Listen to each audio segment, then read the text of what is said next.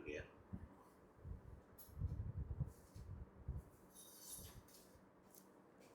எல்லாம் வல்ல இறைவனின் பொற்பாதங்களை மனமொழி மெய்யால் போற்றி பணிகிறேன். அதிகாலை பிரார்த்தனை வகுப்பிலே கலந்து கொண்டு பிரதி தினமும் கடவுள் வாழ்த்திலிருந்து தொடங்கி மேற்மந்திர பாடல் வரை சிறப்பான நிகழ்வுகளை வழங்கி வரும் அனைத்து பங்களிப்பாளர்கள், பார்வையாளர்கள் மற்றும் நெறியாளர் தொடர் தொகுப்பாளர்கள் அனைவருக்கும் எனது பணிவான வணக்கத்தை தெரிவித்துக் கொள்கிறேன். 6 பொருள்களிலும் பல வகையான ஆற்றல்கள் உள்ளன அப்படிங்கிறத நம்ம பார்த்தோம். அதை அனுபாகம் அப்படின்னு தத்துவம் கூறுகிறது. அந்த அனுபாகத்தை பகுத்து கொண்டே வந்தால் கடைசியிலே எஞ்சி கூறுபடாத அது எதுவுமே பிரிவுபடாத ஒரு கூறு இருக்கும் அப்படின்னு சொல்கிறாங்க. அந்த இது உயிர் பொருள் மட்டுமல்ல, உயிரற்ற பொருள்களிலும் அதுபோல் காணப்படுகிறது அப்படின்னு தான் சொல்கிறார்.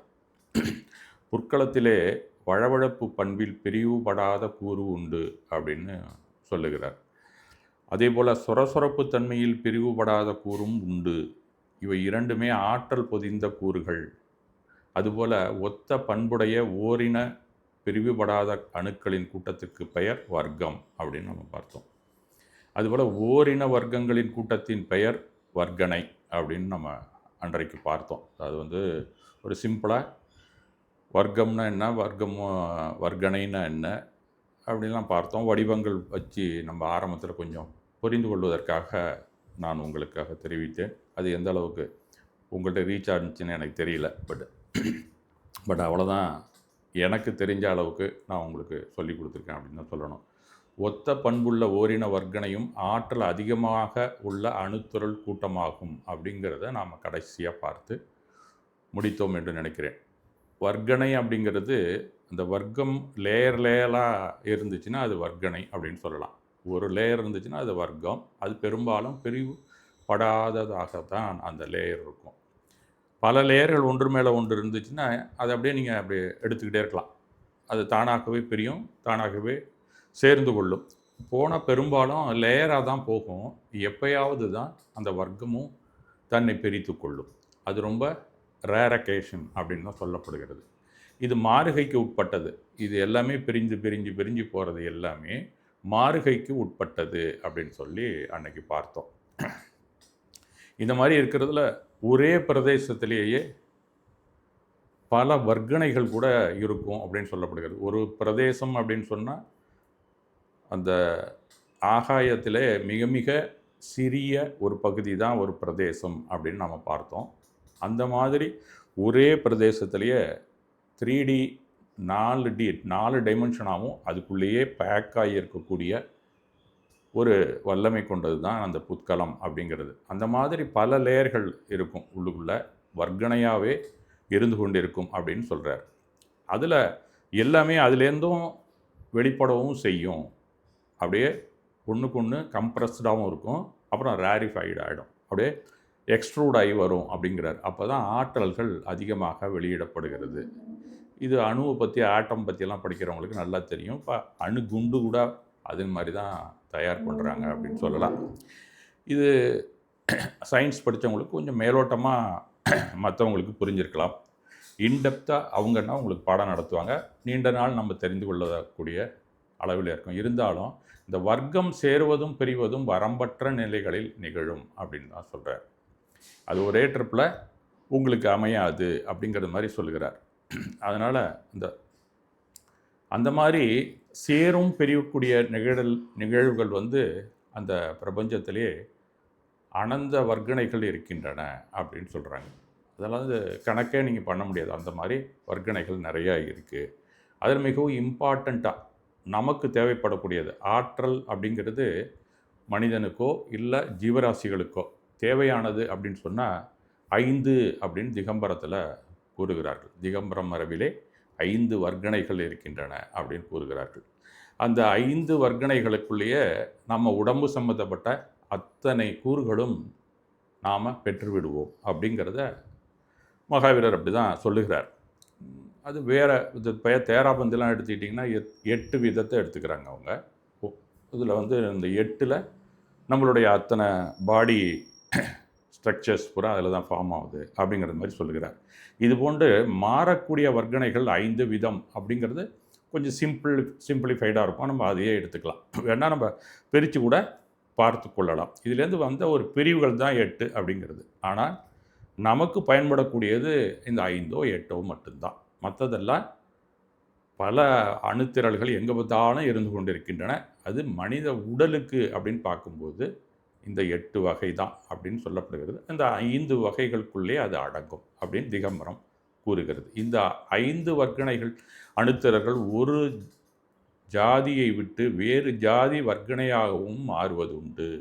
இந்த அஞ்சலியும் இங்கேருந்து அங்கே ஜம்ப் ஆகும், அங்கேருந்து இங்கே வரும் அப்படின்னு கூறுகிறார். இந்த பிரபஞ்சத்தில் உள்ள எல்லா உயிர்களின் உடல்களுக்கும் இந்த வகை அணுத்திரள்கள் ஸ்கந்தம் 5மே காரணமாக உள்ளன. அணுத்திரள்னா ஸ்கந்தம் அப்படின்னு சொல்கிறாங்க. பிராகிருதம் இந்த மாதிரி நீங்கள் இந்த சமய பாகூடம் அவருடைய இதெல்லாம் நியமசாரம் இதெல்லாம் படிச்சிங்கன்னா கந்தம் அப்படின்னு போட்டிருப்பார். அதாவது 5 வர்க்கணைகள் ஆகார வர்க்கணை, தைஜச வர்க்கணை, பாஷா வர்க்கணை, மனோவர்க்கணை மற்றும் கார்மண வர்க்கணை. இவை 5 வித திரள்கள் அறிந்து கொண்டால் போதும். மேலும் ஆனந்த வகை வர்க்கணைகள் இருந்தாலும் நமக்கு தேவையில்லாத ஒன்று தான். அதாவது உடலை பொறுத்த வரைக்கும் அது பிரபஞ்சத்துக்கு தேவை தான். இப்போ இருக்கக்கூடிய பிக் பேங்க்லேருந்து அந்த பிளாக் ஹோல் வரைக்கும் ஏகப்பட்ட வர்க்கணைகள் இருக்கின்றன. அது சயின்ஸில் நம்ம பார்க்குறோம், அதெல்லாம் நாம் தெரிந்து கொள்கிறோம். நம்மளுடைய வாழ்விடங்கள் எப்படி இருக்குன்னு நம்ம அமைத்து கொள்கிறோம். அதுதான் அந்த அளவில் நம்ம உடம்பை பொறுத்த வரைக்கும் இந்த 5 வர்க்கணைகள் தான் கூறப்படுகிறது. ஏன்னா நாம் வினை கொள்கைன்னா என்ன, வினை கோட்பாடுகளை தெரிந்து கொண்டு அந்த வழியிலே நடந்து மோட்சத்துக்கு போகணுங்கிற அடிப்படையில் தான் நம்மளுடைய தத்துவங்கள் எல்லாம் நாம் சுருக்கி அதோடு படிச்சுட்டு இருக்கோம். அப்பார்ட் ஃப்ரம் தட் அறிவியல் எப்படி இருக்குது அப்படிங்கிற நோக்கம் நமக்கு அதிகமாக இல்லை அப்படின்னு தான் அவர் வழங்குகிறார். ஏன்னா நீ எதில் இருக்கிறியோ அதில் கான்சன்ட்ரேட் பண்ணு. மற்ற ஏரியாக்குள்ளே போனீங்கன்னா வியாபாரமாகிடுவ. அந்த அறிவியல்லாம் தெரியாமல் இல்லை அவருக்கு. ஆனால் அதுக்கு நீ போக வேண்டியதில்லை. நீ இங்கே பிறந்திருக்கிறது விடுதலை பயணத்திற்காக தான். உனக்கு நீ துன்பத்திலே உழன்று கொண்டு இருக்கிறாய், அதிலேருந்து நீ விடுபட வேண்டும் அப்படின்னா இந்த 5 வர்க்கணைகளை மட்டும் நீ தெரிந்து கொள் அப்படிங்கிற அர்த்தத்தில் தான் அதோடு நிறுத்திக்கிட்டு இருக்காரு. அதுக்கு மேலேயும் அவர் சொல்லியிருக்கலாம். அதெல்லாம் ஆகமத்தில் பெரிய பெரிய சயின்டிஸ்ட் மாதிரி இருக்கிறவங்க புரிந்து கொள்வதற்காக கேட்டால் சொல்லுவார்.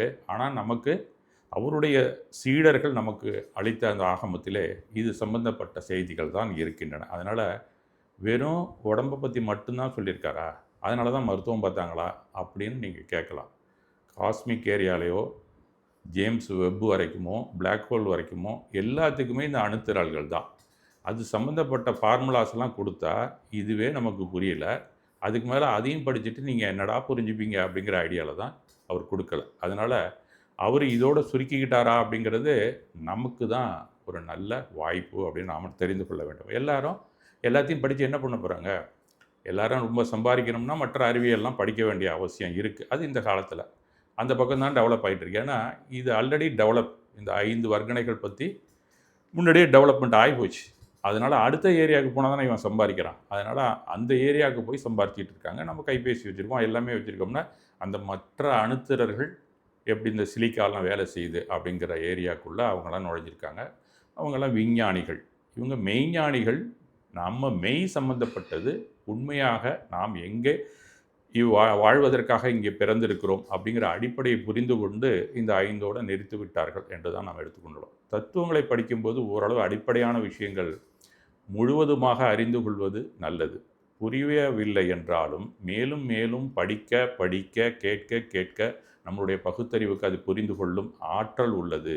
அது எல்லா மனிதர்களுக்கும் பொதுவான ஆற்றல் தான். அது ஒருவனுக்கானது, எனக்கு வராது அப்படின்னு யாருமே நினைக்க வேண்டியதில்லை. யாரும் ஸ்பெஷல் ஹியூமன் அப்படின்னு உலகத்திலேயே கிடையாது. எல்லாரும் சமந்தான். கொஞ்சம் தெரிஞ்சு வச்சுக்கிட்டா எனக்கு தெரியும் தம்பட்டம் அடிப்பாங்க, அவ்வளோதான். அதை வச்சுக்கிட்டு நமக்கு அவங்களுக்கு கூடுதலாக தெரியும்னு நீங்கள் நினைக்க வேண்டியதில்லை. உங்களுக்கு தெரிஞ்சதுன்னா மேலும் மேலும் அதை பகுத்து பார்க்கக்கூடிய ஆராய்ச்சி செய்யக்கூடிய ஆற்றல் உங்களிடமும் இருக்கிறது. அதை நீங்கள் செஞ்சீங்கன்னா அவங்களுக்கு முன்னாடியே நீங்கள் மோட்சத்துக்கு போயிடலாம் அப்படிங்கிற விஷயத்தையும் அவர் சொல்லுகிறார். ஏன்னா அந்த வித்யா கர்வம் இருந்ததுன்னா அவங்க அதிலே தான் வாழ்ந்து கொண்டிருப்பார்கள். அதுவும் இல்லைன்னா அதுவும் நமக்கு ஞானாவர்ணியம் தான். அதனால் அதை விட்டும் வெளியில் நீங்கள் வந்துடலாம் அப்படிங்கிறதுல எல்லாரும் படிச்சிருக்காங்க, நமக்கு தெரியல அப்படின்னு நினைக்கவே வேண்டியதில்லை. இப்போ நான் சொல்கிறது உங்களுக்கு புரியலைன்னாலும் அவர் என்ன ஒழுக்கங்கள் நமக்கு கொடுத்துருக்கிறாரோ அதை முழுவதுமாக நம்பி நாம் பயணப்பட்டால் கண்டிப்பாக ஒரு நாள் நாம் இந்த துன்பக் கடலிலிருந்து நீந்தி அக்கறையை அடைவோம். நாம் கண்டிப்பாக பிறவா நிலையை அடைவோம் அப்படிங்கிறதுக்கும் உத்தரவாதம் அவர் அளிக்கிறார். அப்படி சொன்னால் எல்லாருக்குமே நம்பிக்கை வராது. இருந்தாலும் கொஞ்சம் படித்து தெரிஞ்சுப்போமே, ஏன்னா நம்மளும் படிச்சிட்டோம், சயின்ஸ் படிச்சிட்டோம், பல விஷயங்கள்லாம் தெரியுது. அப்படிங்கும்போது சுருக்கமாக நமக்கு வழங்கியிருக்கிறார். அதை நான் உங்களுக்கு தெரியப்படுத்துகிறேன். பகுக்கும் அறிவு எல்லோருக்கும் சமமான திறன் கொண்டது தான். அந்த திறனின் ஆற்றல் வெளிப்படும் போது நேரம் குறைவாக இருக்கும். அதனால் கொஞ்சம் புரியவில்லை அப்படின்னு கூட நாம் சொல்லிவிட்டு நம்ம மனசு அதை விட்டு வெளியில் வந்துடும். அந்த மாதிரி இல்லாமல் அதெல்லாம் நமக்கு புரியாதுப்பான்னு எப்போ பார்த்தாலும் விலகி விலகி ஓடாமல் நாம் அதில் கான்சன்ட்ரேட் பண்ணோம்னா கண்டிப்பாக தெரிந்து கொள்ள முடியும். அதன் பிறகு தான் எனக்கு நம்பிக்கை வரும்னா கண்டிப்பாக நாம் படித்து தெரிந்து கொள்ள வேண்டியது மிக மிக அவசியம். அப்படிங்கிற ஏரியாவும் நமக்கு வலியுறுத்தி கூறுகிறார்கள் அந்த தவ முனிவர்கள் அப்படின்னு தான் சொல்லணும். அதுக்காக தான் பல வகையிலும் நமக்கு பல நூல்களை யாத்து தந்திருக்கிறார்கள் அப்படின்னு தான் நம்ம சொல்லணும். சரி, நாம் பார்த்த வர்க்கணை வகை அணுத்திரர்கள் 5இல் ஆகார வர்க்கணையால் உருவான உடலை காட்டிலும் தைஜச அணுத்திரளால் உருவாகும் உடல் நுட்பமானது அப்படின்னு சொல்லுகிறார். இப்போ நம்ம 5 வகை சொன்னாங்க. அது போன வாரம் கொஞ்சோண்டு லிட்டில் பிட் நம்ம அதில் தெரிஞ்சுக்கிட்டோம். இந்த ஆகாரம் அப்படிங்கிற ஏரியாவில் நமக்கு அணுத்திரர்கள் இந்த மேலே பருவுடல் அப்படின்னு சொல்லக்கூடிய உடலை அது உருவாக்குகிறது. அந்த மாதிரி இருக்கக்கூடிய அந்த வர்க்கணையை விட அந்த தைஜச அணுத்திரள் அப்படின்னு சொல்கிறது உள்ளுக்குள்ள நுட்பமாக இருக்கிறது. அது என்ன செய்யுதுன்னு வேணால் நாம் சுருக்கமாக பார்த்து தெரிந்து கொள்ளலாம். அதை காட்டிலும் நாம் மெயின் சப்ஜெக்டில் என்ன பேசிகிட்டு இருக்கோமோ அந்த கர்மா அப்படிங்கிறதுக்கான ஒரு வர்க்கணையும் இருக்கிறது. அந்த கார்மண வர்க்கணை அதுக்கு பேர். அந்த கார்மண வர்க்கணை மற்ற எல்லா அணுத்திரள்களை விட இன்னும் கொஞ்சம் நுட்பமான ஒரு அணுத்திரள் அப்படின்னு சொல்லப்படுகிறது. நாம் தான் முதலே பார்த்தோம். பிரதேச அது ஒரு 20 பிரதேசத்தை அடைச்சிக்கிட்டு இருக்கு அப்படின்னு சொன்னால் ஆகார வர்க்கணை. தைஜச வர்க்கணை 5 தான் அடைச்சிக்கிட்டு இருக்கோம். ஆனால் அணுத்திரள் என்னமோ அதை விட கூட இருக்கலாம். நம்ம அதனுடைய ஆற்றலை நம்ம முதலே படிச்சிருக்கோம். இப்போ நீங்கள் கார்மண வர்க்கணை அப்படின்னு சொன்னால் ஒரு பிரதேசத்திலேயே அத்தனை அணுக்கூட்டமும் அடங்கி இருக்கும். அதனால் உடல் அளவில் பார்த்தா அது பெரிய உடலாக இருக்கும், பரு உடலாக இருக்கும். தைஜச உடல் அப்படின்னு சொல்கிறது நம்ம கண்ணுக்கு தெரியாது. அதை விட நுட்பமாக நீங்கள் என்னவா ட்ரை பண்ணாலும் நீங்கள் பார்த்து தெரிந்து கொள்ளவே முடியாது. அது உஷ்ணமும் இல்லை, சீதமும் அந்த குளிராகவும் இல்லை. அதனால் அதை நீங்கள் கண்டுபிடிக்கிறதே மிக மிக கடினம். அந்த அளவிலையும் கார்மண வர்க்கணை அப்படிங்கிற உடல் மிக மிக நுண்ணியமாக நுட்பமாக நம்ம உடம்புக்குள்ளே தான் இருக்கிறது அப்படின்னு சொல்லுகிறார். இந்த கார்மண வர்க்கணை அப்படிங்கிறது ஒவ்வொரு ஞானிக்கும் வேறுபடுகிறார்கள். நம்ம சமண மதத்தில் நமக்கு எத்தனை பிறவி எடுத்தாலும் அத்தனை பிறவிக்கான நினைவுகள் அந்த கார்மண உடலுக்குள்ளே தான் இருக்கிறது அப்படின்னு சொல்லப்படுகிறது.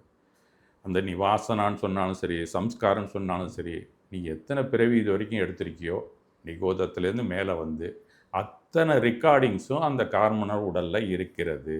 அது மேஜராக பார்த்தா 8 பிரிவாக இருக்கிறது அப்படின்னு சொல்லப்படுகிறது. வேறஸ் நீங்கள் எப்படி வெவ்வேறு ஞானிகளுக்கு போகும்போது இதெல்லாம் உள்ளே தூக்கிட்டு எப்படியா அலைய முடியும், ஒவ்வொருத்தருக்கும் அப்பப்போ எடுத்துகிட்டு போக முடியுமா அப்படின்னு கேள்விகள் வர வர சில பேர் என்ன பண்ணுறாங்க, கொஞ்சம் டிஃபர் ஆகி மற்ற ஒழுக்கங்கள்லாம் ஒழுங்காக தான் கொடுத்துருக்காங்க, இருந்தாலும் உனக்கு புரியலையா, இதெல்லாம் தனியாக ஒரு இடத்துல நாங்கள் மெயின் சர்வர் மாதிரி ஒன்று வச்சுருக்குறோம், அங்கேருந்து கனெக்ஷனை கொடுத்து இன்டர்நெட் மாதிரி நீங்கள் உங்கள் வீட்டிலேயே பார்க்குறது மாதிரி நாங்கள் வச்சுருக்கோம். அந்த சர்வரில் எல்லாமே இருக்குப்பா, உன்னுடைய நினைவுகள் சம்மந்தப்பட்டது பூரா உன் வீட்டு ஹார்ட் டிஸ்கில் இல்லை, அது கொஞ்சமாக தான் உனக்கு இருக்குது அப்படிங்கிறது மாதிரியும் சொல்லப்படுகிறது. இதுதான் வித்தியாசம். அந்த மாதிரி இருக்கிற ஹார்ட் டிஸ்க்கு நம்ம வீட்டில் இருக்கிறதும் கார்மண உடல்னு அவங்க சொல்கிறாங்க. அதே சமயத்தில் அந்த சஞ்சீத கர்மா அப்படிங்கிற ஒரு பெரிய நமக்கான ஒரு பிரதேசத்தை ஒதுக்கி வச்சு போனீங்க. இந்த கம்ப்யூட்டர் சம்மந்தமாக படிச்சிங்கன்னா க்ளவுடு ஸ்டோரேஜ் அப்படின்னு சொல்லுவோம். அந்த காலத்தில் க்ளவுட் ஸ்டோரேஜுங்கிறது உங்களுக்குன்னு தனியாக ஒரு 15 GB 50 GB அப்படின்னு ஒதுக்கி வச்சுருப்பான். அந்த மாதிரி நமக்கெல்லாம் யமதர்மன் இருக்கார்ல, அவர்கிட்ட எல்லாத்தையும் ஸ்டோரேஜ் பண்ணி வச்சுருக்காங்க. அவர் அப்பப்போ நம்மளுடைய விதிப்படி நம்ம செயல்படுறோமா இல்லை செயல்படாமல் முன்னாடியே போனாலும் வந்துடுவார் அழைச்சிட்டு போகிறதுக்கு. இல்லைன்னா உனக்கு டியூட்டி முடிஞ்சு போச்சுப்பா, இங்கே என்ன செய்யணுமோ உன்னுடைய ஆப்ளிகேஷன்ஸ்லாம் செஞ்சு முடிச்சுட்டா நீ வாப்பா அப்படின்னு கூப்பிட்றதுக்கும் வந்துடுவார். அந்த மாதிரி ஹார்ட் டிஸ்க்கு வெளியில் இருக்குது அப்படிங்கிறத ஒரு கான்செப்டாக வச்சும் ஒரு தத்துவம் நமக்கு வழங்கப்பட்டிருக்கிறது. அதனால் ரெண்டும் ஒன்று தான். அது நமக்கு புரியணுங்கிறதுக்காக அது மாதிரி வச்சுருக்காங்க.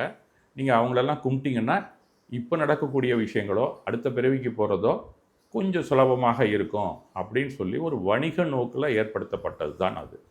அந்த மாதிரி எல்லாம் இருக்கிறதுக்கு வாய்ப்பே இல்லை. எல்லாமே என் சொத்து நான் தானே வச்சுக்க முடியும், என் கடனை நான் தானே வச்சுக்க முடியும், அது எப்படி இன்னொருத்தவங்க வச்சுக்க முடியும்? அந்த நோக்கில் பார்த்தா சொத்தோ கடனோ நம்ம கையிலேயே தான் எடுத்துகிட்டு போகணும் எங்கே போனாலும். இப்போ நீங்கள் அந்த கடனை செலுத்தலைனாலும் எங்கே போகிறீங்களோ அங்கே வசூல் செய்யப்படும். அப்போ உங்கள்கிட்ட பணம் இருந்தால் தானே நீங்கள் கொடுக்க முடியும். அப்போ உங்கள் சொத்தையும் நீங்கள் தான் அள்ளிட்டு போகணும் அப்படின்னு லாஜிக்காக கொடுக்குறாரு மகாவீரர். அந்த அடிப்படையில் நம்மளுடைய கார்மண வர்க்கனை அதற்கான உடலாக நமக்குள்ளேயே நம்மளுடைய நினைவு பகுதிகள் அத்தனையும் சொத்தாகவும் கடனாகவும் நம்மிடமே இருக்கின்றன. அது பாவ புண்ணியமாக ஸ்டோர் ஆகிருக்கு. அவ்வளோதான், வேறு ஒன்றுமே கிடையாது. சிம்பிளாக பார்த்தா அப்போ உடல்களை பற்றி நாம் தெரிஞ்சுக்கும் போது என்னென்ன உடல்கள் இருக்கின்றன, நமக்கு புற உடல் இருக்கிறது, அதுக்கு அணுத்திரல்கள் நமக்கு நம்மள்கிட்ட இருக்குது. அது அப்பப்போ ரினியூ பண்ணிக்கிட்டே இருக்கும், தேஞ்சு போய் ஏன்னா மாறுதலுக்கு உட்பட்டது அணுத்திரல்கள்லாம் லேயராக போயிட்டே இருக்கும். நீங்கள் சாப்பிட்டு அந்த லேயரை புதுப்பித்து கொண்டே இருப்பீர்கள். இதெல்லாம் செல் இருக்குது, ஆர்என்ஏ டிஎன்ஏ இதெல்லாம் எந்தெந்த ஏரியாவில் என்னென்ன இருக்குங்கிறதெல்லாம் மருத்துவம் படித்தவங்க உங்களுக்கு கிளியராக சொல்லுவாங்க. அதெல்லாம் அந்த அளவு கிளாரிட்டியாக அவர் எழுதியிருக்காரு, நமக்கு புரியாது. அதனால் நாம் அவங்கள்ட்ட கேட்டு தெரிந்து கொள்ளலாம். அந்த மாதிரி உடலை வளர்ப்பதற்கு உணவு தேவை. இது எல்லாமே நமக்கு வழங்கக்கூடிய அந்த புட்கல அந்த திரளுக்கு பேர் ஆகார வர்க்கனை அப்படின்னு சொல்கிறார். ஆனால் அதிலே 3 விதமான உடல்கள் இருக்கின்றன அப்படின்னு அடுத்த லெவலுக்கு போகிறாங்க.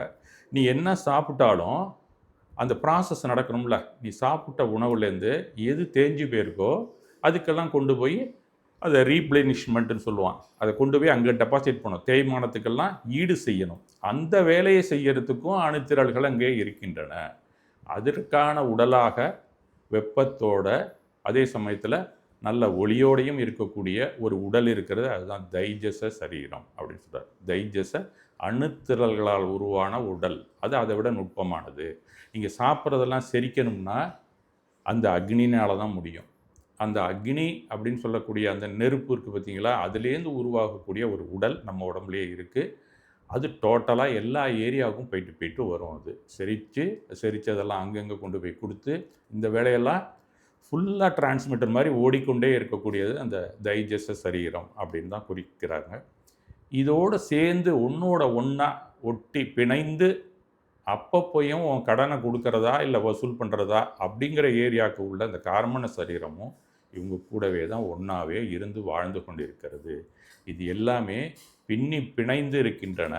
அவ்வளோ சீக்கிரத்தில் நீங்கள் அதை ஒட்டி எடுக்க முடியாது அப்படிங்கிறது மாதிரி நம்ம உடல்கள் 3 உடல்கள் அவர் கூறுகிறார் மேஜராக. அதில் நம்ம மேலே இருக்கக்கூடிய பரு உடல் சாப்பாடு எல்லாம் சாப்பிட்டோம்னா அது நம்மளை பொறுத்த வரைக்கும் நமக்கு கண்ணுக்கு நல்லா தெரியும். தைஜசம் அப்படிங்கிற செரிக்கிறதுக்குள்ள அந்த உடல் நமக்கு தெரியாது கண்ணுக்கு.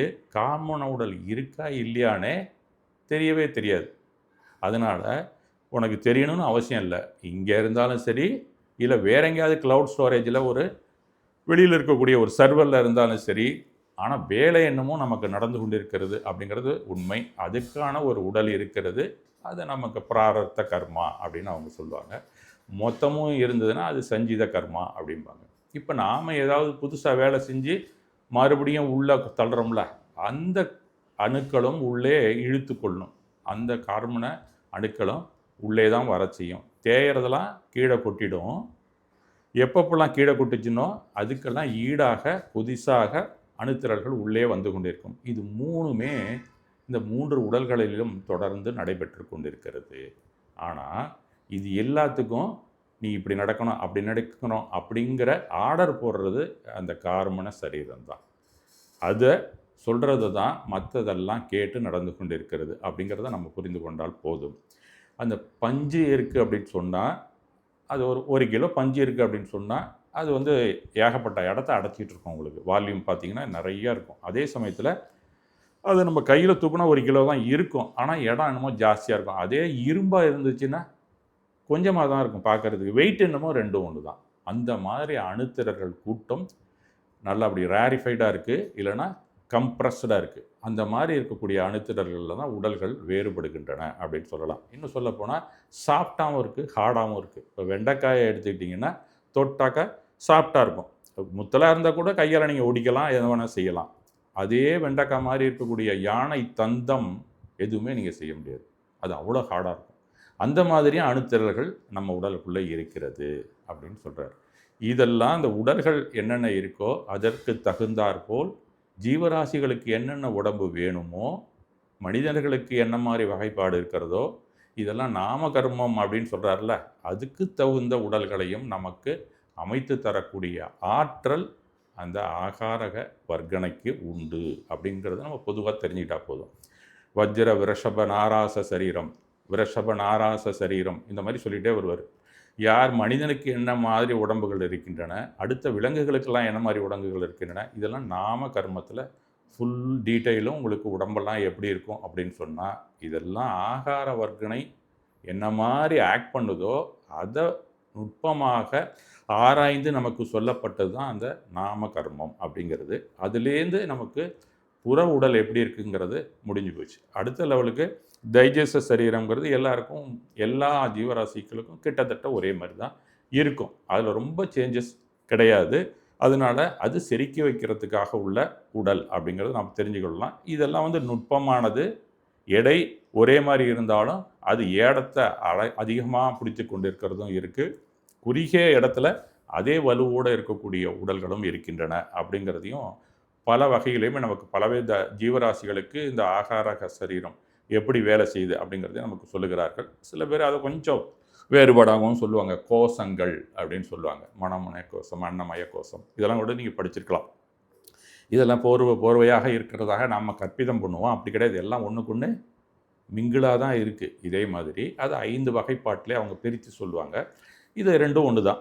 உள்ளே நடக்கிற வேலைகள் எல்லாமே ஒன்று தான். அப்போ ஆகார வர்க்கணை அப்படிங்கிறத மட்டும் நம்ம எடுத்துக்கிட்டால் மனிதன், விலங்கு, பறவை, புழு, பூச்சி, தாவரம் அப்படிங்கிற அடிப்படையில் நாம் பார்க்குறோம்ல, எங்கே பார்த்தாலும் நம்மளுடைய கண்ணுக்கு நமக்கு தெரிகிறது இல்லை, நம்ம தொட்டு உணர்கிறோம்ல, இதுக்கெல்லாம் ஔதாரிக பரு உடல் அப்படின்னு பேர். ஔதாரிகம் அப்படின்னு சொல்கிறார்.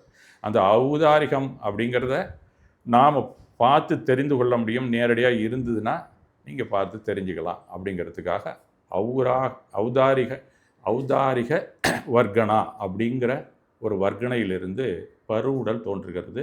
இந்த பருவுடல் பல வகைப்படும். அதில் நமக்கு கண்ணு தெரியக்கூடியது மனிதனுடைய உடல், விலங்கு, பறவை, புழு, பூச்சி, தாவரம். இங்கே நம்ம கண்ணுக்கு என்னென்ன தெரியுதோ அத்தனை ஜீவராசிகளும் நடுவுலகத்தில் இருக்கிறதுக்கு எல்லாமே இந்த ஆகாரக வர்க்கணையில் ஔதாரிகம் அப்படிங்கக்கூடிய ஒரு கெட்டித்தன்மை உள்ளது. தடையாக இருக்கும். நான் வந்தேன்னா நீங்கள் எய்த்தாப்பில் வந்தால் ஒருத்தர் இடிச்சிட்டு தான் நிற்கணும். அந்த மாதிரி இருக்கக்கூடிய தடையாக இருக்கக்கூடிய உடல் அமைப்பு இங்கே இருக்கக்கூடிய அத்தனை ஜீவராசிகளுக்கும். அதனால் நாம் எய்த்தாப்பில் ஒரு ஆள் வந்தால் ஒதுங்கி நின்று அவங்களுக்கு வழி விடுறது தான் நல்லது. இது அடுத்தது. அது அறத்தை நம்ம படிச்சிட்டோம்னா அந்த ஒழுக்கத்துக்குள்ளே போகணும். இல்லைன்னா ஒருத்தர் மோதிக்கிட்டு முட்டிக்கிட்டு நின்றுக்கிட்டு வாழ்ந்துகிட்டு இருக்க வேண்டியது தான். இதுக்காக தான் அதை முன்னாடியே சொல்லிடுறாரு. உன் உடம்பு தடை செய்யக்கூடியதை இன்னொரு உடம்பை நீ முட்டி மோதிக்கிட்டு நிற்காத. எப்போ பார்த்தாலும் ஏதாவது சினிமாவுக்கு போனாக்க டிக்கெட் வாங்க போகிறது நிற்கிற மாதிரி எப்போ பார்த்தாலும் நிற்காத அப்படிங்கிறதுக்கு தான் நமக்கு முன்னாடியே எச்சரிக்கை செய்கிறார். உன் உடம்பு தடை செய்யக்கூடியது, அந்த அளவில் இருக்கக்கூடியதெல்லாம் ஔதாரிக சரீரம். ஒரு மாடு வந்துன்னா இன்னொரு மாடு வழி விடணும். அது தானாக விடுது, நம்ம தான் விடுறதில்ல. அதனால் வழிவிட்டு சென்றால் எதிர் திசையில் பயணிக்கலாம். இதையும் புரிந்து கொண்டு எதிரே வந்தால் வழிவிட்டு செல்ல வேண்டும் என்பதற்காகவே மகாவீரர் இந்த வர்க்கனை தடை செய்யும் என்று திட்டவட்டமாக தெரிவித்திருக்கிறார். இல்லை நான் தான் முந்தி போவேன் அப்படின்னு சொன்னால் உனக்கு அந்த கார்மன உடல் அப்படிங்கிறது உடனே உனக்கு வேலை செய்யும். அடுத்த பிறவியில் நீ எங்கே போகணுமோ அதை முடிவு பண்ணிவிடும். கண்டிப்பாக உனக்கு நரகம் தான் போவ அப்படிங்கிறது சொல்லாமல் சொல்லியிருக்கிறார். அதனால் தடை செய்யக்கூட உடல் இருந்ததுன்னா, ஒழுங்கு அப்படிங்கிறது ஒன்று இருந்ததுன்னா ஒழுக்கமாக நம்ம வாழ கற்றுக்கொள்ள வேண்டும் அப்படிங்கிறதுக்காக அதை சொல்லியிருக்கிறார். அதனால் அதன் பிறகு நம்மளுடைய வாழ்வு எப்படி இருக்கணும், ஒழுக்கத்தை இந்த உடம்புக்கு எப்படி நமக்கு ஒழுக்கம் இருக்க வேண்டும் அப்படிங்கிறதையும் நமக்கு வரையறுத்து கூறுகிறார். இதெல்லாம் நீங்கள் நேமிச்சந்திர சித்தாந்த சக்கரவர்த்தி சொன்ன 6 வகைப்பாட்டிலே அடங்கக்கூடியது தான். நம்ம பெருமை இதெல்லாம் நம்ம பார்த்தோம்ல, அந்த அணுத்துறல்களுக்குள்ளே வரக்கூடியது தான் இதெல்லாம். நம்ம உடம்புல இருக்கக்கூடிய 7 தாதுக்கள் இருக்குன்னு சொல்கிறாங்க. எலும்பு, தோல் இதெல்லாம் இருக்குல்ல, இது எல்லாமே இந்த ஆகார வர்க்கணையில் தான் நமக்கு வருது. இது ஆக்சுவலாக சொல்லப்போனால் ஆங்கிலத்தில் சாலிட் ஸ்டேட் அப்படின்னு நம்ம படிச்சிருப்போம் ஃபிசிக்ஸில். அதுதான் இது.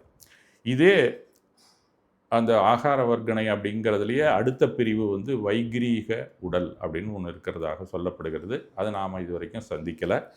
பார்க்கக்கூடிய வாய்ப்பு ஒரு காலத்தில் இருந்ததாகவும் சொல்லப்படுகிறது. அது தேவர்களுக்கான உடல் அமைப்பு. அவங்களுக்கு தடை செய்யக்கூடிய அமைப்பு இல்லை.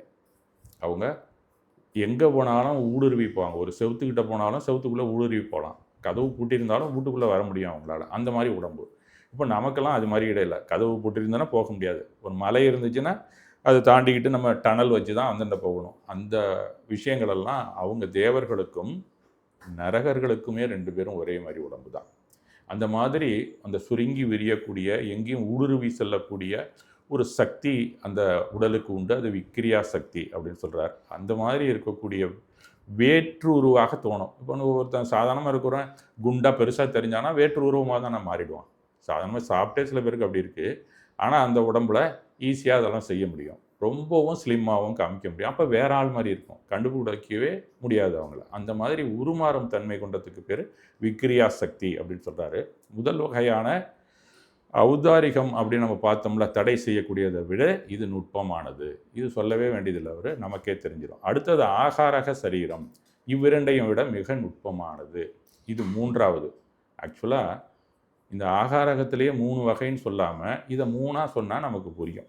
ஆகாரகத்திலேயே ஆகாரகம்னு ஒன்று கடைசியாக ஒரு கேட்டகரியை திகம்பர மரபில் கூறுகிறார்கள். அந்த மாதிரி சொல்லாமல் தனித்தனியாக சொன்னவங்க தான் தேராபந்த். வேற ஒன்றும் கிடையாது. இது 2க்கும் உள்ள வித்தியாசம் இதுதான். அதனால் தேராபந்த் யாரோ நம்ம யாரோன்னு பிரிச்சுக்க வேண்டியதில்லை. புரியறதுக்கு பாடம் நடத்தும் போது இந்த 3ஐயும் ஆகாரக சரீரம் அப்படிங்கிற ஒரு கேட்டகரியில் வைக்காமல் தனித்தனியாக சொல்லியிருக்காங்க. நான் போட்டிருக்க ஸ்லைடில் தேராபந்துலேருந்து எடுத்தது, வேறு ஒன்றும் இல்லை. அவ்விரண்டை விட மிகவும் நுட்பமானது தவ யோகியருக்கு உருவாகக்கூடிய உடல். நம்மளுடைய தவ வலிமை தியானம் செஞ்சு நல்ல ஸ்ட்ராங் பாடியாக நமக்கு அதுக்குள்ள வலிமை நமக்கு வந்துடும். அப்போ நமக்கு ஏதாவது ஒரு சந்தேகம் வரும். ஏன்னா எல்லாமே உள்ளுக்குள்ள காட்சியில் தான் நம்ம அறிவை வளர்த்து கொண்டே இருப்பார்கள். இன்ஃபரன்ஸ் ஸ்டேஜில் தான் அவங்க தன்னுடைய ஞானத்தை வளர்த்து கொண்டே இருப்பாங்க. அந்த மாதிரி இருக்கும்போது டவுட்ஸ் வரும் அவங்களுக்கு. சந்தேகம் வந்ததுன்னா இவருக்கு யார் குருவோ அவருக்கு கண்டிப்பாக அதை பற்றி தெரிஞ்சிருக்கும். அவர்கிட்ட கேட்கணும் அப்படிங்கிறது. அப்போ முதல் குருவாக யார் இருப்பாங்க? பெரும்பாலும் அரகந்தர் தான் இருப்பாங்க. அரகந்த நிலையில் இருக்கிறவங்க, கேவல ஞானம் அடைஞ்சவங்க, அவங்கள்ட்ட கேட்டால் கண்டிப்பாக அவங்களுக்கு தெரியுங்கிறதுனால தன்னுடைய உடல்லேருந்து ஒரு பகுதியை ஒரு புறா அணிச்சு தூது அனுப்புகிறோம்ல, அந்த மாதிரி உடல்லேருந்தே ஒரு பகுதி போகும். அந்த மாதிரி இருக்கக்கூடிய தவ யோகிகளுக்கு அது அங்கே போயிட்டு அந்த கேள்விக்கான பதிலை கேட்டு, அது விதேக சேத்திரத்தில் அந்த சீமந்தர பகவான் இருந்தால் கூட அவர்கிட்ட போய் கேட்டுட்டு திருப்பி வந்து குந்தருக்கு சொல்லக்கூடிய ஒரு ஆற்றல் அவர்கிட்ட இருந்தது. அந்த ஆற்றலான சரீரத்துக்கு பேர் ஆகாரக சரீரம். அந்த ஆகாரக சரீரம் மற்ற 2ஐ விட நுட்பமானது, வலிமையானது.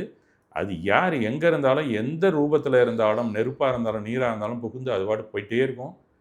கண்டம் விட்டு கண்டமும் போகும், லோகம் விட்டு லோகமும் போகும். அந்த மாதிரி இருக்கக்கூடிய ஆற்றல் அந்த ஆகாரக சரீரத்துக்கு உண்டு அப்படின்னு சொல்லப்படுகிறது.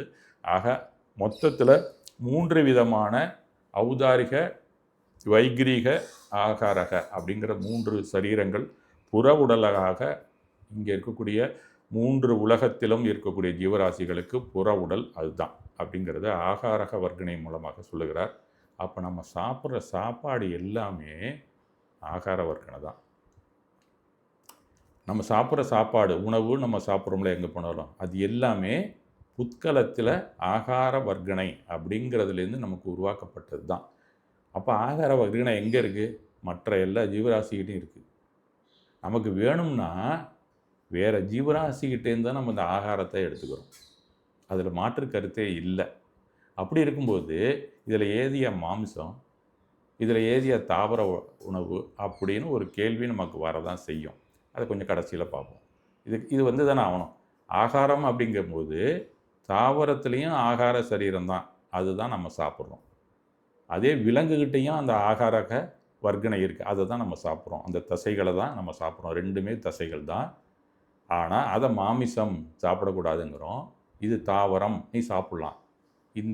இந்த பிரிவு எப்படி வந்தது அப்படிங்கிற சந்தேகம். அதனால் நம்ம எதை வேணால் சாப்பிட்லாமே, அதான் நம்ம அனைத்து உண்ணிகள்லாம் நம்மலாம் அவர்னா சாப்பிட்லாமே அப்படின்னு சொன்னால், இது உங்களுக்கு பாடம் நடத்துறது சயின்ஸ்.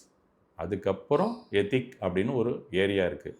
அறம் அப்படிங்கிற ஏரியாவுக்கு போகும்போது இதை பற்றிய உண்மைகள் நமக்கு தெரியும். இதை மட்டும் படிச்சுட்டு எனக்கு சாப்பாடு எதை வேணால் சாப்பிடுவேன், நான் எய்த்தப்பில் போகிற தட்டாம் போனால் கூட பிடிச்சி நான் வாயில் போட்டுக்கலாம், ஒரு நண்டு போனால் கூட பிடிச்சி வாயில் போட்டுக்கலாம், அதுலேயும் ஆகார வர்க்கணை தானே இருக்குது, அப்படி தானே நீங்கள் சொன்னீங்க அப்படின்னு சொன்னால் நீ நர்சரி லெவலில் தான் இருக்கேன்னு அர்த்தம். அதுக்கு மேலே படிக்க போகலை. பிஹெச்டி லெவலுக்கு போனால் எதை சாப்பிடணும் எதை சாப்பிடக்கூடாது அப்படின்னு மருத்துவர்கள் கூறுகிறார்களே, அவர்கள்லாம் அதிகமாக படித்ததுனால எதை சாப்பிடணும் எதை சாப்பிடக்கூடாதுன்னு கூறுகிறார்கள். இதுக்கெல்லாம் தான் நமக்கு பகுத்தறிவு வேணும். இது அடிப்படை அறிவு. அதோடு நம்ம நிற்கும்போது தான் நம்ம மாமிசத்தையும் சாப்பிட்றோம் அப்படிங்கிற உண்மையை நாம் தெரிஞ்சு கொள்ள வேண்டும். நீங்கள் ரீஃபைண்ட் ஆகிட்டீங்க, பகுக்கக்கூடிய ஆற்றல் உங்களுக்கு வந்துருச்சுன்னா கண்டிப்பாக ஆகார வர்க்கணையில் தேர்வு செய்து சாப்பிடுவீர்கள். அவ்வளோதான், வேறு ஒன்றுமே கிடையாது. அப்போ நாம் தேர்வு செய்ய வேண்டியது தாவர உடல் தான் அப்படிங்கிறதுக்கான ஒரு சரியான விளக்கம் அவங்கவுங்களும் ஒவ்வொரு ஞானியரும் இப்போ இருக்கிற லேட்டஸ்ட் ஞானி வரைக்கும் உங்களுக்கு சொல்லி கொண்டே செல்கிறார்கள். அதில் எதை கூட நீ சாப்பிட்லாம், தாவர உணவிலையுமே நீ எதை சாப்பிட்டா அது உனக்கும் நல்லது, சுற்றி இருக்கக்கூடிய ஜீவராசிகளுக்கும் நல்லது அப்படிங்கிறதையும் நமக்கு பிரித்து கூறுவது தான் ஞானம். இப்போ நம்ம தரிசன லெவலில் இருக்கோம். அதனால் தரிசன லெவலில் எதை வேணால் சாப்பிட்டுட்டு இருக்கலாம். ஞானம் வேணும்னா தாவர உணவிலும் நமக்கான உணவு எது அப்படின்னு பகுத்து சாப்பிட வேண்டிய கட்டாயம் ஒவ்வொரு ஞானம் வேண்டுபவர்கள் அனைவருக்குமே தேவை அப்படிங்கிற அடிப்படையில் நமக்கு வழங்கியிருக்கிறார்கள். இந்த ஏரியாவை புரிஞ்சுக்கிட்டா கண்டதையும் நம்ம திங்க வேண்டிய அவசியமே இல்லை. ஆகார வர்க்கம் தான். அதுக்கு புண்ணியம் இருக்கா பாவம் இருக்கா அந்த ஏரியாக்கே போக வேண்டாம். நீ திரும்ப பிறக்க வேண்டாம் என்றால் இந்தந்த உணவுகளை சாப்பிட்டாதான். ஆனால் எல்லாமே உணவு தான். ஆனால் கல் மண்ணை தவிர பாக்கி எதை வேணாலும் திங்கலாம், உன் பல் இருந்துச்சுன்னா அப்படின்னு சொல்லிட்டார் அவர். இரண்டாவது வர்க்கணையின் பெயர் தைஜசம். இதனால் தைஜச உடல் என்ன செய்யுதுன்னா, அந்த பருவுடல் உருவாகிறதுக்கு எதெல்லாம் தேஞ்சுதோ எதெல்லாம் புதுப்பிக்கணுமோ அதுக்கெல்லாம் செரிமானத்தன்மை பண்ணி இதில் எத்தனை லேயர் எடுக்கணுமோ வர்க்கணையில் எடுத்து அதில் எத்தனை லேயர் போயிருக்கோ அதில் கொண்டே டெபாசிட் பண்ணி நம்ம உடம்புல டிஎன்ஏ ஆர்என்ஏ செல்லுகளெல்லாம் எப்படியெல்லாம் டிப்ரிஷியேட் ஆனதெல்லாம் திருப்பி ரீப்ளனிஷ் பண்ணி புத்துணர்ச்சியோடு நம்ம அப்படியே ஜம்முன்னு ஏந்திரிச்சு நிற்கிறோம்னா அதுக்கெல்லாம் தைஜச வர்க்கணை இருந்தால் தான் நடக்கும். இந்த தைஜச வர்க்கணை அதை விட நுட்பமானது. அது மட்டுமல்ல, இது தீயை போல நம்ம எரிக்கக்கூடிய தன்மை உண்டு. இது நெருப்பினது வேறு வடிவமாக சொல்லப்படுகிறது. அதுக்கு நெருப்புன்னு சொன்னால் ஒளி வந்துடும். அதனால் ஒளி உடல் அப்படின்னு தான் அதை சொல்லுகிறார்கள். அந்த ஒளி உடல் தான் தைஜச சரீரம் அப்படின்னு சொல்கிறது. இந்த ஒளி உடலுக்கு ஆற்றல் மிக மிக அதிகம் அப்படின்னு சொன்னால் ஊழித்தீ அப்படின்னு எழுதியிருக்கோம். நீங்கள் பார்த்துக்கலாம், பிரளயம் தோடும்போது மழை பெய்தல் நெருப்பு மழை, அது தைஜசம் தான். அந்த மாதிரி இருக்கக்கூடிய அந்த அணுத்திரல்களில் ஒரு அளவு தான் நம்ம உடம்புக்குள்ளே இருக்குது. அதற்கு அவ்வளோ ஆற்றல் உண்டு. அதனால் யுகத்தின் முடிவில் உலகத்தை எரித்து விடுவதாக கருதப்படும் தீ இந்த தைஜச அணுத்திரல்கள்னால் உருவாக்கப்பட்டது தான். அதனால் ஒளி உடல் இரண்டு வகையாக கூடப்படுகிறது. புறத்தே நீளுவது, புறத்தே நீளாதது அப்படின்னு ரெண்டு வகை இருக்குது. அந்த மாதிரி இருக்கக்கூடிய ஊழித்தியாக இருக்கக்கூடிய இதெல்லாம் புறத்தை நம்ம உடம்பை விட்டு வெளியிலையும் போகும், உடம்புக்குள்ளே மட்டுமே இருக்கும். உடம்புக்குள்ளே மட்டுமே இருக்கிறது நமக்கு ஜீரண சக்திக்கு உள்ளது. அதே சமயத்தில் புறத்தை விட்டு வெளியில் போகிறதும் உண்டு அந்த தைஜச சரீரம். அந்த ஏரியாவுக்கு நீங்கள் போனீங்கன்னா அதுவும் தவ ஆற்றல் இருக்கக்கூடிய முனிவர்களுக்கே அந்த மாதிரி உண்டாகும். வெளியில் போகக்கூடியது நீ தவ ஒழுக்கத்தில் இருந்தால் தான். அதில் ரெண்டு வகை இருக்குது. அதில் இடது பக்கமாகவும் தைஜசம் வெளியில் போகும், வலது பக்கமாகவும் போகும். அந்த வலது பக்கமாக போணுச்சுன்னா நமக்கு நன்மை தான் செய்யும், இடது பக்கம் போச்சுன்னா அழிக்கும் அந்த தீ அப்படிங்கிறது தான் சொல்லப்படுகிறது. அதனால தான் அந்த காலத்துலலாம் எல்லா மன்னர்களும் இந்த தவ யோகிகளை தங்கள் நாட்டுக்கு வரணும்னு வேண்டிக் கொண்டே இருப்பார்கள். ஏன்னா அந்த வலது பக்கத்துலேருந்து அவங்க தவம் செய்யும்போது அந்த ஒளி உடல் வந்துச்சுன்னா நல்ல சுபிட்சமாக இருக்கும் அந்த நாடு. அந்த நாட்டில் தேவையான போது மாதம் 3 அரி பெய்யும், வேணுங்கிற அளவுக்கு வெயில் அடிக்கும், அங்கே இருக்கிற தாவரங்கள் நன்றாக வளரும், எல்லாருமே சுபிட்சமாக சந்தோஷமாக இருப்பாங்கங்கிறதுக்கு தான் இந்த தவ யோகிகளை கூப்பிட்டு உங்கள்கிட்ட இருக்கக்கூடிய அந்த தைஜச சரீரத்தை கொஞ்சம் வெளியில் கொண்டு வாங்க அப்படின்னு சொல்லாமல் அவங்களுக்கு எல்லா பணிவிடையும் செய்கிறார்கள். யார்? அரசர்கள். நம்ம இல்லை. நாம் தவ யோகிகள் அந்த மாதிரி கிடைச்சதுன்னா நம்ம அவங்க சாதாரணமாக நினைக்கிறோம். அந்த தைஜச சரீரம் அவங்களுக்கு நம்மளை விட வலுவானது அப்படிங்கிறத தெரியப்படுத்துறதுக்கு தான் இதை. அந்த மாதிரி இடது பக்கம் போய் கஷ்டப்பட்டவங்களும் இருக்கிறாங்க. துவாரகையை எழித்ததே ஒரு முனிவர் தான், தீபாயான முனிவர் அப்படிங்கிறவருடைய உடல்லேருந்து. அது தைஜச சரீரம் இடது பக்கத்துலேருந்து போனது தான் அந்த நாடே அழிந்து விட்டது. துவாரகைங்கிறது கிருஷ்ணன் இருந்த அந்த ஏரியா தான் அது எரிஞ்சு போனதுக்கு காரணம் அந்த தீபாயான முனிவர் அப்படிங்கிறவருடைய கோபத்துக்கு ஆளானாங்க. அவருடைய கோப அக்னி தான் அப்படி வெளியில் வந்தது. சில பேர் அந்த கண்ணகி எரித்தது கூட அந்த இடது பக்கத்துலேருந்து வந்த அவங்களுடைய தவ வாழ்வு, பத்தினி வாழ்வினால் வந்தது அப்படிங்கிறதையும் கூறுகிறார்கள். இந்த மாதிரி உலக அளவிலே நெருப்பும் ஒளியும் வெப்பமும் பேராற்றலும் அப்படின்னு சொன்னால் 3 ஆற்றல்கள் காணப்படுகிறது.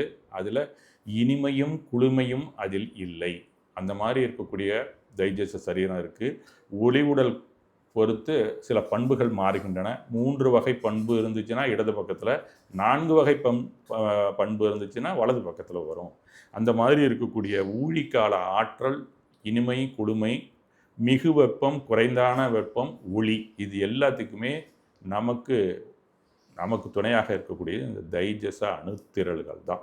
அதுக்கு இப்போ தைஜச அணுத்திரள்கள் நமக்கு எந்த வகையில் நமக்கு செய்கிறது அப்படின்னு சொன்னால், சூரியன், சந்திரன் இது எல்லாமே தைஜச சரீரத்தில் போல உருவாக்கப்பட்டது தான் அப்படின்னு கூறப்படுகிறது நம்மளுடைய சமண ஆகமத்திலே. மின்னலை போல ஒளி உடையது. அந்த மின்னலில் எவ்வளோ ஒளி ஆற்றல் வருகிறதோ, எவ்வளோ வெளிச்சம் வருதோ அந்த அளவுக்கு ஒளியை வழங்கக்கூடியது அந்த தைஜச அணுத்திரள் மட்டும். அதில் ஒரு பகுதி நம்ம உடம்புல இருக்குது, அவ்வளோதான். மொழி வர்க்கணை.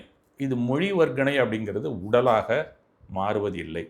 நாம் பேசுகிறதுக்கு பயன்படக்கூடிய ஏரியா இருக்குல்ல, நம்ம வாயிலேருந்து இந்த தொண்டை பகுதி குரல் நான் வரைக்கும் மேல் அன்னம் இருக்குது, அதுக்கப்புறம் அந்த குரல் வலை இருக்குது, குரல் நான் இருக்குது, நம்ம சப்தம் கொடுத்தா வெளியில் வரக்கூடியதுக்கான சில அமைப்புகள்லாம் இங்கே இருக்குல்ல, இதுக்கெல்லாம் ஒரு அணுத்திரல்கள் இருக்கின்றன.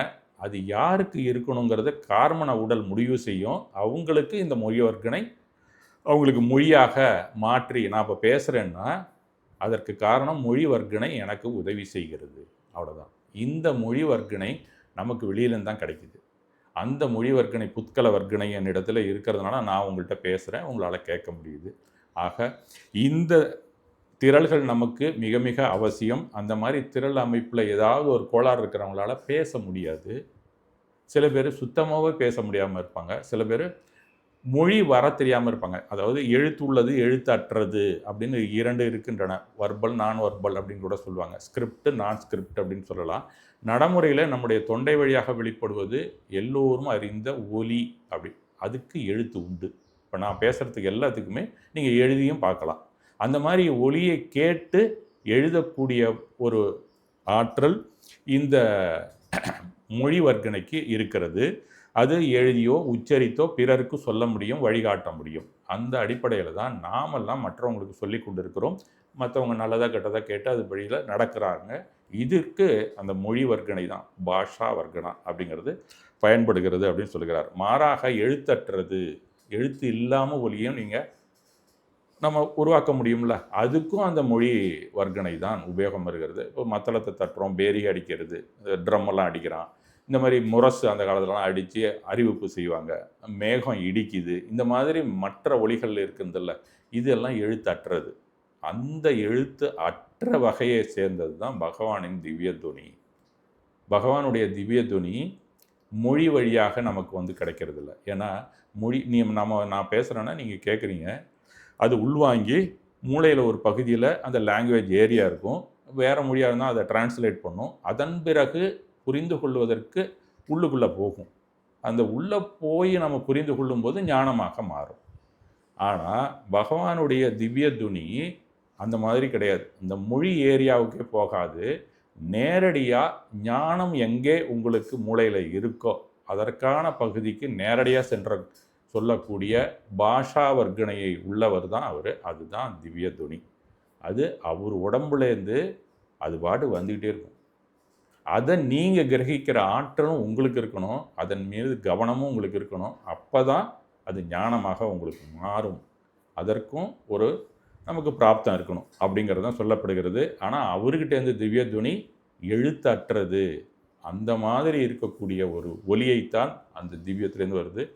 அது ஊன்னு ஒரு ரீங்காரம் மாதிரி இருக்கும். அது சில இடத்துலலாம் பார்த்தீங்கன்னா, நீங்கள் பௌத்த விகாரத்துக்கெல்லாம் போனீங்கன்னா, அந்த நாக்கு இருக்குல்ல மணியில், அதை கழட்டி தான் கையில் வச்சுருப்பாங்க. அது சுற்றுவான் உள்ள. அது ஊன்னு சத்தம் வந்துக்கிட்டே இருக்கும். அந்த மாதிரி இருக்கக்கூடியதான் திவ்ய துணி அப்படின்னு சொல்கிறாங்க. அந்த மாதிரி ஒலியை கொடுத்து தான் நமக்கு உள்ளே போகுது. வண்டு எப்படி ரீங்காரம் எடுக்கிறதோ அந்த மாதிரி இருக்கும் அப்படிங்கிறது ஒரு உதாரணத்துக்கு சொல்லுகிறார்கள். ஆனால் அது நம்மளுடைய அந்த ஹெட்ஸ், அந்த 50,000 15,000 ஹெட்ஸ்ன்னு சொல்லுவான். அதுக்கும் அப்பாற்பட்டது. அதனால் நமக்கு அதை காதில் வாங்க முடியாது. அது பாட்டுக்கு நேரடியாக உள்ளே போயிடும். காதில் இருக்கக்கூடிய அந்த ட்ரம்ஸ் 2, 3 மணியெல்லாம் இருக்குல்ல, அதெல்லாம் வேலை செய்யாது அந்த நேரத்தில். நேரடியாக நமக்கு வந்து சேர்ந்துடும் அப்படிங்கிறது தான் அந்த மொழியில் சொல்கிறாங்க. அதனால் நீ எந்த மொழியை படித்தாலும், எந்த பிரதேசத்தில் இருந்தாலும், நீ என்னவாக இருந்தாலும் அதுக்கு கவலையே கிடையாது.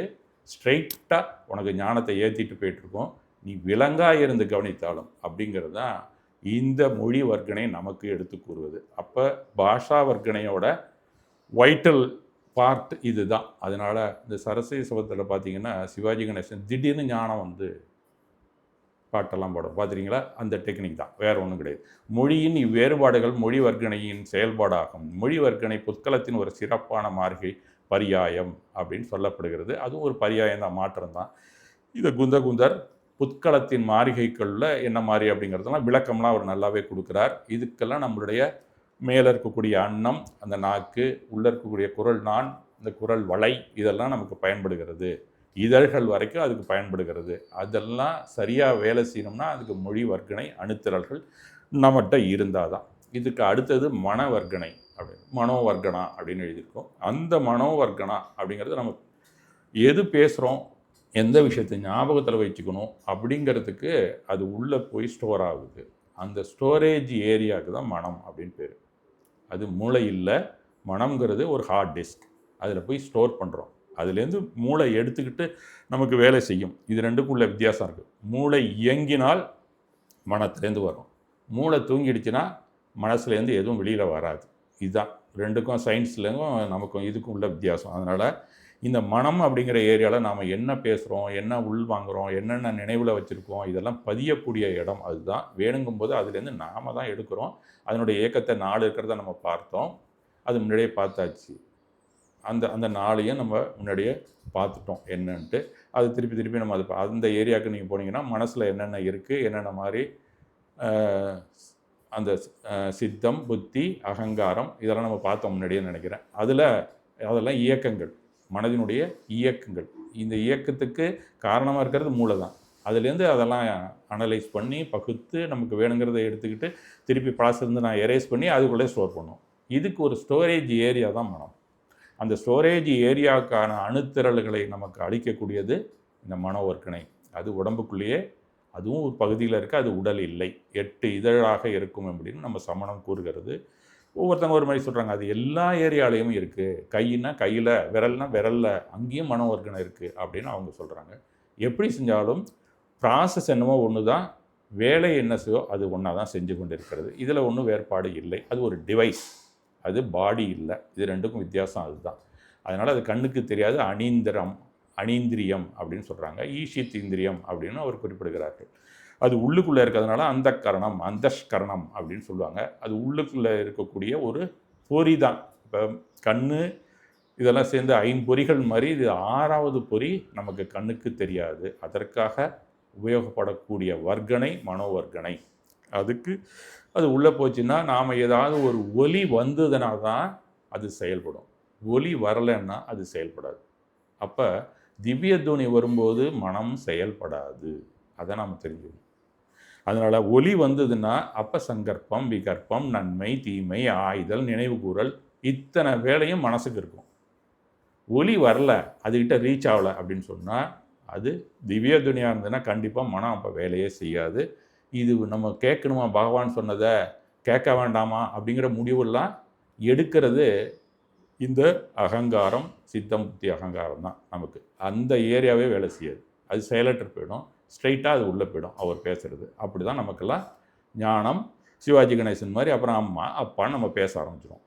கார்மண வர்க்கணை கடைசியிலே கார்மண என்று அழைக்கப்படும் இது தான் நம்ம பேசி கொண்டிருக்கக்கூடிய அந்த வினை கோட்பாட்டுக்கு மிக மிக முக்கியமான வர்க்கணை அப்படின்னு சொல்லப்படுகிறது. இது ரொம்ப நெருக்கமாக உள்ளது, கண்ணுக்கு தெரியாது. அந்த 5வது வகையான நுண்மை அப்படிங்கிற நுண்மைன்னு அடுத்தது ஒரு பகுதி இருக்கிறதாக நேமிச்சந்திரர் சொல்கிறாரு. அதுக்கு முன்னாடி இருக்கக்கூடிய இந்த நுண்மை அப்படிங்கிற அணுத்திரள்கள் அது எல்லாமே பாசிட்டிவ்னா பாசிட்டிவ், நெகட்டிவ்னா நெகட்டிவ், அந்த மாதிரி இருக்கும், வேற ஒன்றும் கிடையாது. இதனுடைய அது என்ன சொல்லுவாங்க, அந்த குவாண்டம் நம்பர்னு சொல்லுவான். அந்த குவாண்டம் நம்பர் ஈக்குவலாக இருக்கும் எல்லாத்துக்கும், பாசிட்டிவாக இருக்காது, நெகட்டிவாக மாறி மாறி இருக்காது. அந்த மாதிரி இருக்கக்கூடிய வர்க்கணை தான் இந்த கார்மண வர்க்கணை.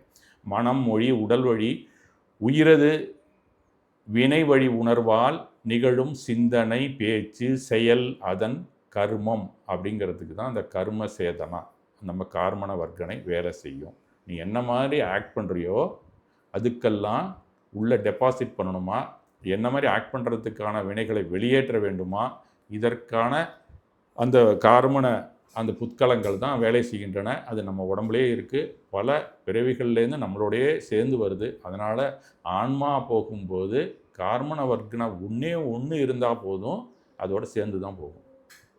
அதில் ஒன்றுமே இல்லைன்னா தான் சித்தச்சேத்திரத்துக்கு நீங்கள் போகலாம். அப்போ கார்மண வர்க்கணையை விளக்குவதற்குத்தான் இத்தனை ஒழுக்கமும். இந்த கார்மண வர்க்கணையை நம்ம இழக்கணும்னா ஆகார வர்க்கணையை சரி பண்ணிக்கணும், மனோவர்க்கணையை சரி பண்ணிக்கணும், தைஜச சரீரத்தை நாம் சரி பண்ணிக்கணும். இத்தனை வேலை இருக்குது. இந்த மேலே இருக்கக்கூடிய அத்தனை வர்க்கணையும் நாம் ஸ்ட்ரீம்லைன் பண்ணுறதுக்கு தான் ஒழுக்கம். இந்த ஸ்ட்ரீம்லைனிங் டெக்னிக் தான் நமக்கு வினை தடுப்பு முறையில் கொடுக்கப்பட்டிருக்கிறது.